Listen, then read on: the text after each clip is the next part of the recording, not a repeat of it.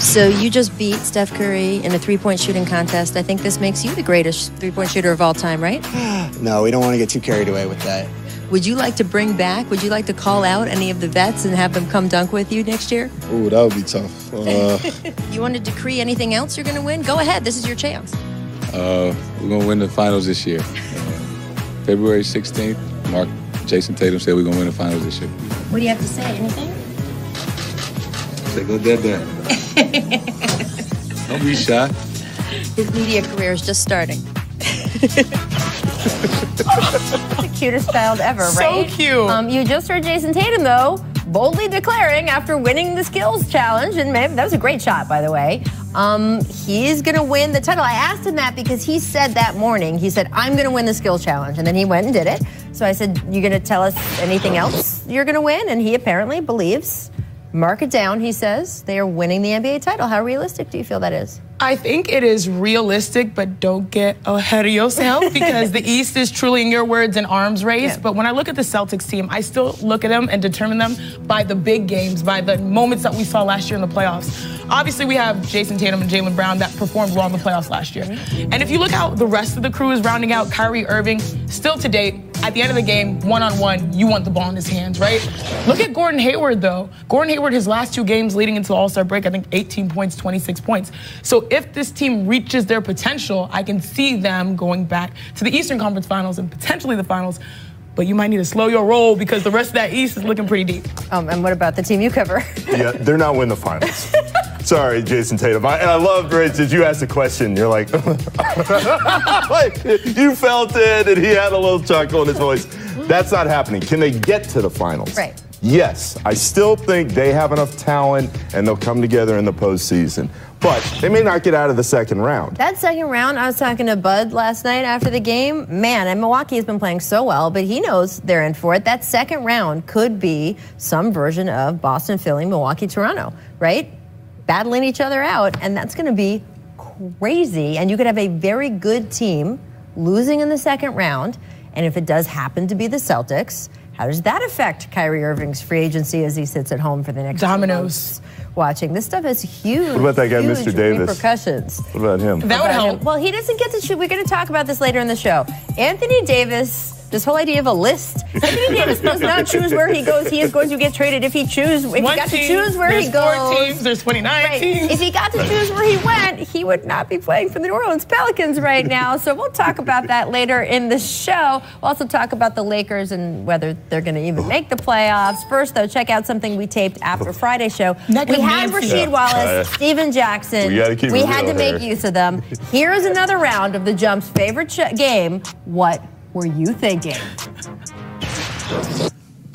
Welcome to The Jump. I am sitting here with the one and only Mr. Rasheed Wallace and, of course, Steven Jackson, 2003 NBA champ, 2004 NBA champ. Just saying. It is time now to play one of our favorite games, What Were You Thinking? And no one better to play it with than Sheed. All right. Stack, you're going to help me out here. First up, Sheed, what were you thinking when you were ejected for looking at a referee? I got you.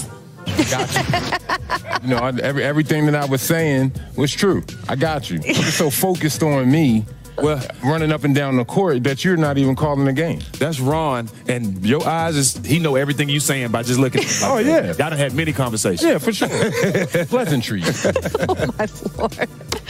And more than that. All right, next up, and this is where it gets more interesting. What were you thinking when you played the one game with the Atlanta Hawks and Steven Jackson was on that team? Ooh, I was excited. You know, Jason Terry was there. Jack was there. We had a pretty good team. Mm-hmm. And as I mentioned the other day, hey, look, we know we can't make the playoffs, but we're going to mess it up for everybody. You were their leading scorer. In the one game you played, you were the leading scorer. Oh, it was fun. Did you have any idea you were about to be turned around and dealt again? Not at all.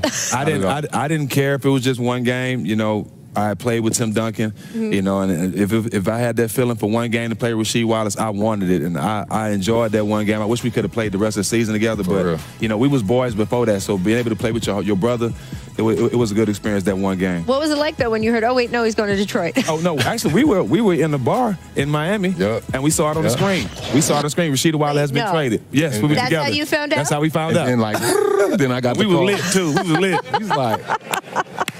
We was like, dang, hey, give me another one. Right, I was going to say. Yeah, give us another one. Grown adults, it's legal, so you do what you got to do. All right, next up, and this I've been waiting to ask, maybe my whole career. Rasheed Wallace, what were you thinking when you said both teams played hard? Let's listen first. Both teams play hard, my man. Rasheed, do you think it was a good game? Do you think both teams played hard? Both teams play hard. Both teams play hard. Both teams play hard. God bless and good night. See, I tried to be nice there at the end. I took a little bit from Russell Simmons there, gave him the God bless and good night, wished him the pleasantries, But it came from my battles with the media when I was out there in Portland. It was a lot of things being said about us that wasn't true.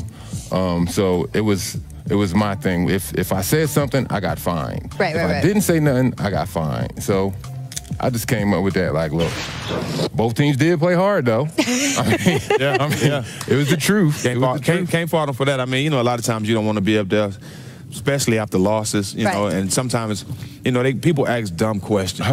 You know what I mean? Not me. No, never. Oh, you're perfect. What I'm saying is, some people, they do ask questions about the game and stuff that make no sense or have nothing to do with the game, and they ask you at the wrong time, because there's certain guys that actually care about losing. Yeah. Now, if you don't want somebody to come back at you, then bring somebody on the stand who don't care about the game. But guys like us, we care about losing, and we wear our emotions on our sleeves, so it happens like that sometimes. For real. All right, so this is my deep journalistic question then for you, not being one of those kinds of reporters. Rasheed Wallace, has the ball ever lied? Negative. Never lie. Never lie. Ball never lie. Did you know that was going to become something that would carry not just through after your career, but across sports? No, I didn't. And it killed me the other day, and I got about 10, 12 people that had called me and texted me real quick when Tony Romo had mentioned it in the football game. Yep. I was like, oh, man.